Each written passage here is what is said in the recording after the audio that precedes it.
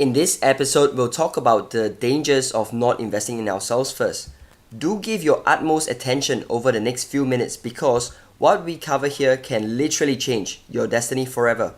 Can I ask you, if you feed yourself every single day, do you take the time to work on your dreams, goals, and visions? How much time do you invest working on yourself?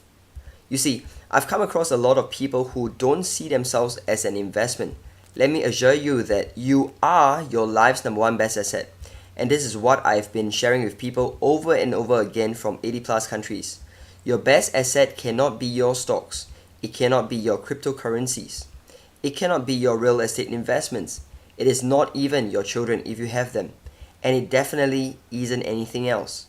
Your life's number one best asset is you. Yes, you. Now don't get me wrong. Here's the thing.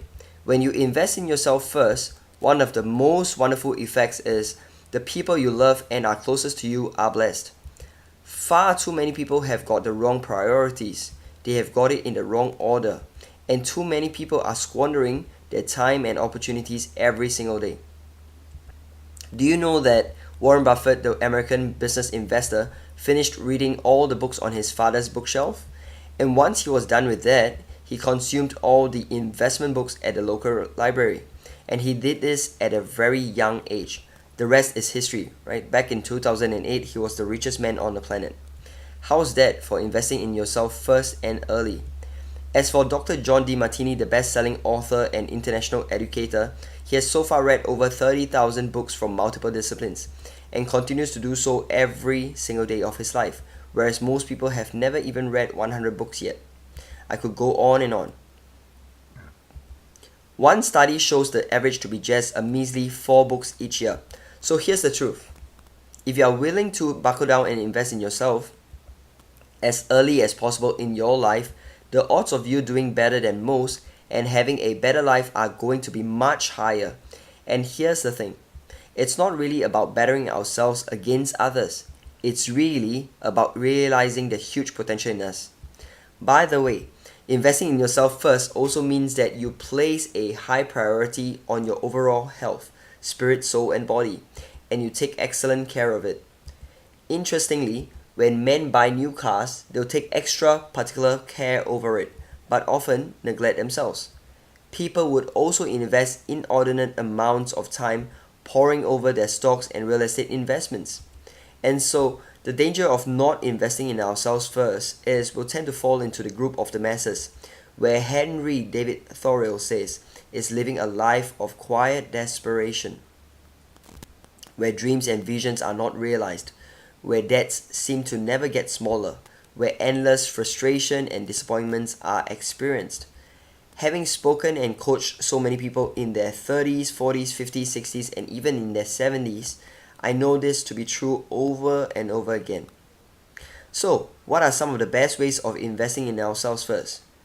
Number 1, seek out strong mentors, leaders, and coaches, because leadership changes everything.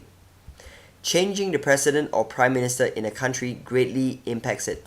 A father greatly influences the atmosphere within a family, and a strong mentor greatly elevates an individual's life. I've had many mentors and continue to make sure I do in the most important areas of my life. Around the start of 2017, I engaged a new mentor and paid him 5 figures just so I continue to up my game.